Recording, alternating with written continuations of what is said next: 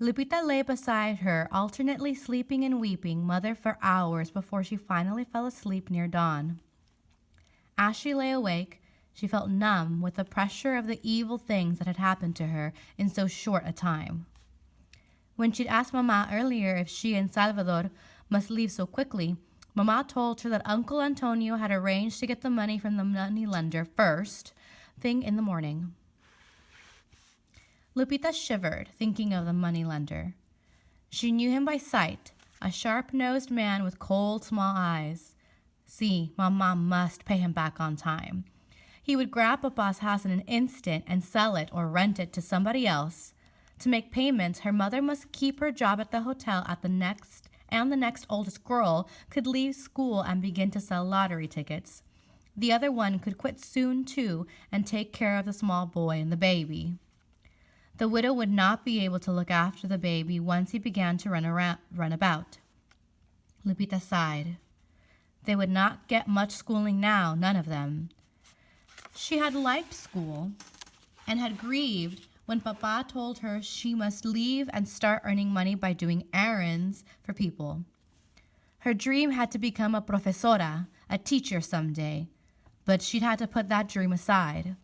Listening to her mother's heavy breathing, Lupita sighed again. Could Salvador be right when he said the Ortegas had bewitched them? No, of course not. Lupita's teacher had told the class over and over that witchcraft was foolish superstition. Yet everything was falling into place to benefit the Ortegas, except for Dorotea, who must be sad too. Perhaps Salvador could think of a way to send letters from the United States to Dorotea secretly. As for herself, she had already written the letter to Aunt Consuelo. It had gone to Consuelo Ruiz, Box 4, Route 2, Indio, California, USA. What a queer address. Lupita had copied it carefully from one of her aunt's old envelopes. What did the English words box and route mean? In any case, their meaning mattered little as long as the letter arrived, telling her aunt that Papa had been killed at sea and her niece and nephew were coming to India to find her. How hard it had been to write of Papa's death, far harder than to tell Aunt Consuelo that she and Salvador expected to find work in Indio. Work hard was how she had phrased it in the letter. See, she would work hard to help Mama and the younger children. Mama had said that she was a good daughter. She would be a hard worker, too. Work would surely make her tomorrow better. But oh, how she would miss her family. Still, she would be with Salvador, not totally alone. She would have to look up to him now and obey him. He was not only 2 years older than she, he was almost a man and head of the Torres family. As such, he was the one to tell her what to do. She hoped, though, he would sometimes listen to advice from her. The teacher at school had asked her again and again to be a monitor in her classes. Didn't that mean she had a good head on her shoulders? Uncle Antonio arrived soon after Lupita had fixed the customary bean and tortilla breakfast for everyone. He had gone to the moneylender, and now he handed the borrowed 800 pesos to her mother. She counted out 100 pesos and surprisingly handed the rest of the money not to Salvador, but to Lupita. Lupita, Mama told her, I must go to the church and speak with the priest about the masses for your father, and then I have some other things to do. While I'm away, take Salvador's blue jacket, rip out an inside seam, put the pesos in there and sew it up again so as not to show. You will wear that jacket and his old trousers and his red baseball cap. If you keep your braids up under the cap, no one will see them. Startled, Salvador demanded angrily, What? Lupita's to wear my clothing? See, your uncle and I think it would be safer for her to travel as a boy. Salvador, you will wear your father's good coat and trousers. Lupita will sew the rest of the pesos save for a few you will carry in your pockets inside that coat. You will leave tomorrow morning. Lupita saw her brother's amazed glance and read his thoughts. He had had time to ponder their forthcoming trip, and he decided he would rather go alone, or better yet, invite some friend to go along with him. Then the journey to the United States would become an adventure. Already Salvador was thinking of her as a burden. Without a word, he hunched his shoulders and left the house. Mamá excused his rudeness to Uncle Antonio. Salvador has gone to say farewell to his friends. He is not himself. Forgive him. Uncle Antonio nodded. It does not matter. This is a hard thing for him.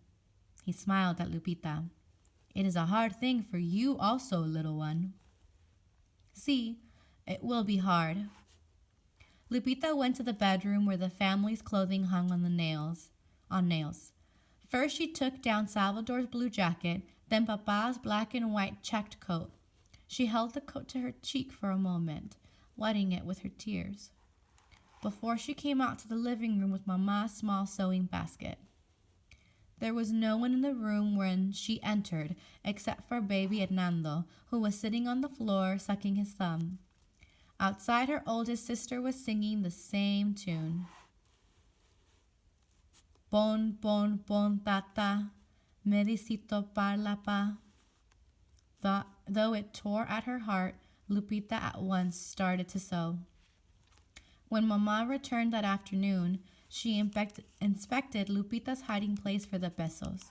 Then she and Lupita boiled a dozen eggs, which they packed into a small cloth bag along with some corn tortillas and a bottle of water. This food will take you and Salvador to Tijuana, Mama instructed. If you need more water, you can find it along the way. The priest told me so. This food will be your breakfast tomorrow morning. Do not forget the sack when you go away. No, Mama. Lupita quickly looked away from her mother, fighting more tears. She had wept so much that her eyes and throat ached. Mama went on softly. Lupita, leave early in the morning before the little ones awaken. I will tell them afterward why you and Salvador had gone. I do not want them crying all night long. As soon as the rosary is said for your papa tonight, we shall all go to bed. You and Salvador must have some rest. See, I understand. Lupita saw her mother bite her lip and then look suddenly away. Sleep well if you can, Lupita. I'll give you my blessing in the morning. When everyone went home that evening, Uncle Antonio stayed behind. He embraced Lupita and said, Vaya con Dios, little one. Go with God. Then he and Salvador went outside where they talked for a long time. At the first crow of the widow's cock, Lupita slipped out of bed. In the dark, she struggled into a ragged old shirt of Salvador's, then his trousers, which she rolled up, and finally his blue jacket. She neatly tucked her long braids under his red baseball cap. The last thing she put on were her own leather sandals. His tennis shoes were too big for her. Lupita, her mother's hoarse voice came from the dark bed. Go now. I will pray for you. Do not make any noise as you leave. Write me from your aunt's house as soon as you have arrived. Now send Salvador in to me. Si, Mama. Lupita fumbled her way to her mother's side of the bed and bent over. She felt her mother's hand pull her down, and then she was kissing the tear-soaked face. Vaya con Dios, my daughter. Lupita slipped out into the other room and went over to where her brother slept on the floor. He sat up. She could see by the dim light that he was fully dressed in Papa's clothing. Had he slept at all? Lupita, he whispered. See, Mama wants to bless you too. Go to her now. Salvador said nothing, but he got up and went softly into the bedroom. Lupita folded his blanket and put both it and the cardboard he'd slept on under the table. When she heard her brother's quick returning footfalls, Lupita picked up the sack of food she had left on the chair beside the front door the night before. Salvador grunted. Come on, then. And they stepped out into the dawn.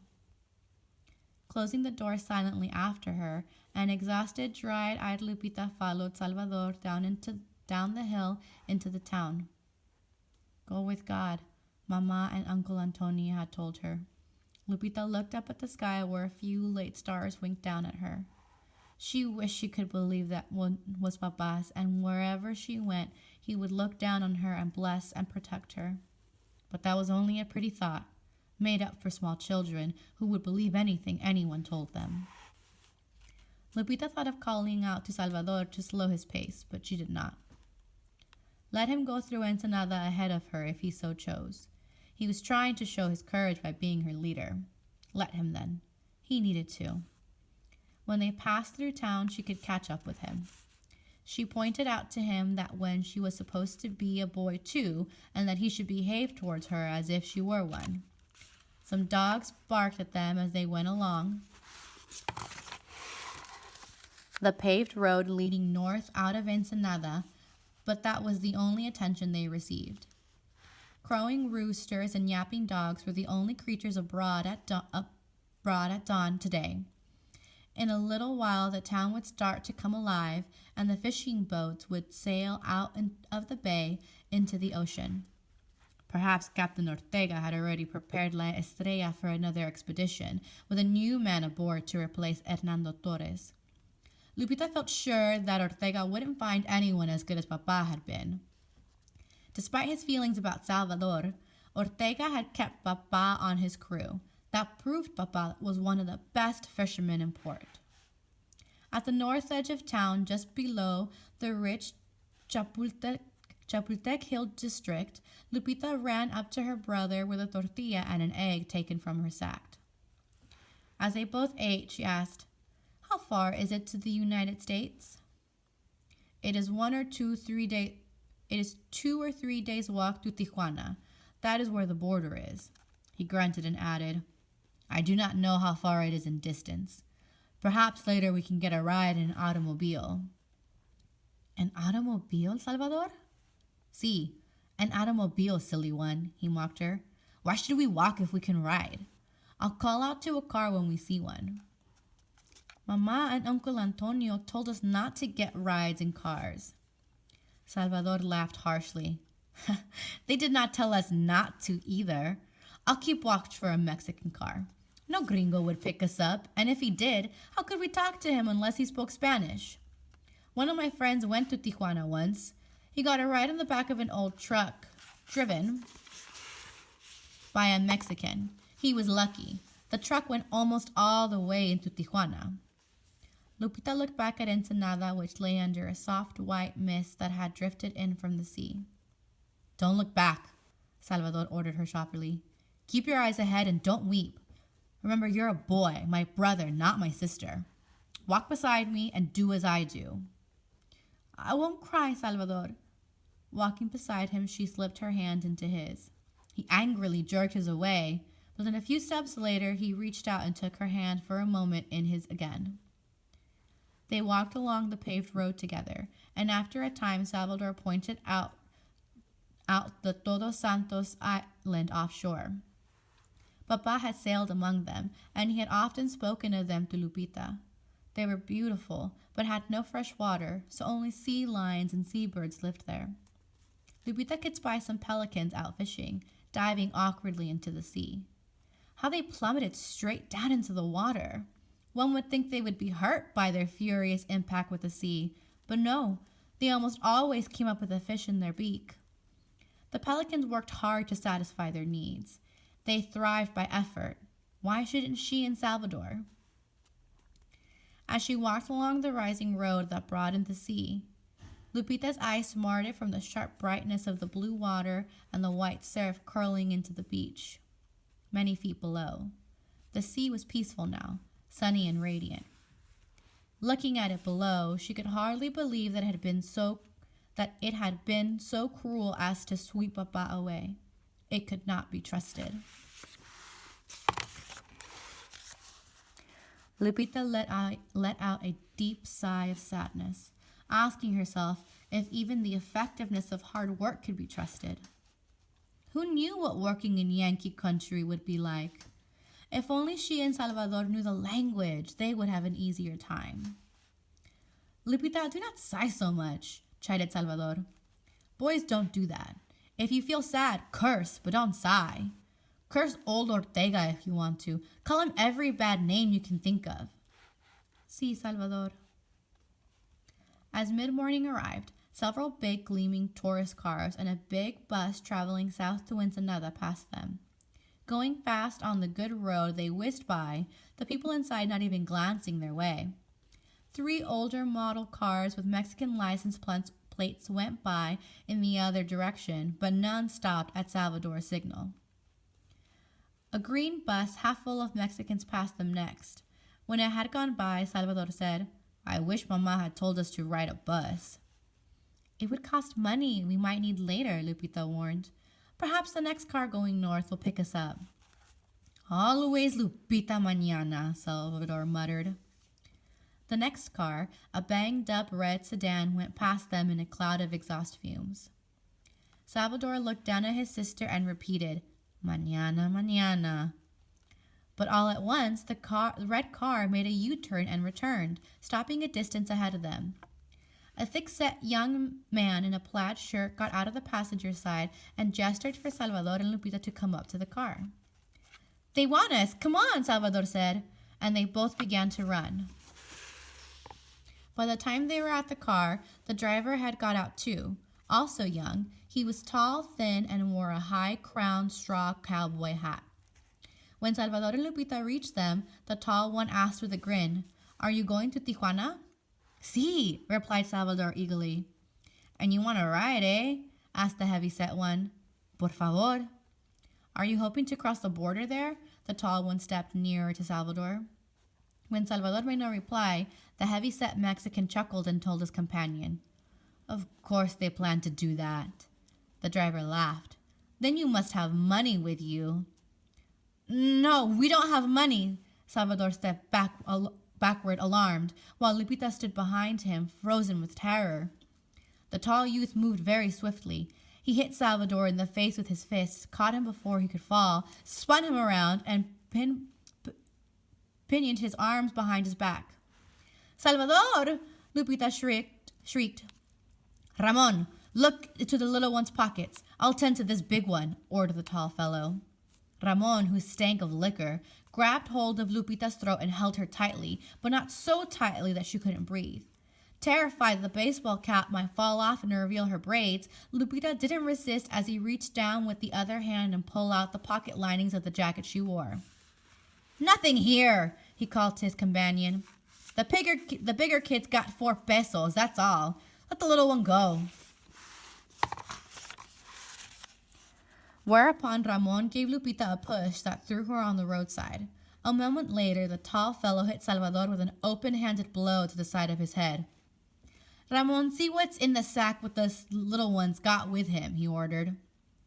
From her place on the gravel-strewn ground, a trembling Lupita watched Ramon peer into the sack of food she dropped when he pushed her. Thanks to the Virgin Mary, these robbers had not found the money sewn into their clothing or discovered that she wasn't a boy. But would they steal their food? Ramon dropped the sack beside Lupita. Tortillas and eggs and a bottle of water. That's all they have, he said with disgust. Do you want the eggs or tortillas? I don't. No, leave it all. We can do better than that, the tall youth chuckled as he stuffed Salvador's pesos into his shirt pocket. Estúpidos, stupid ones, he sneered at Salvador and Lupita.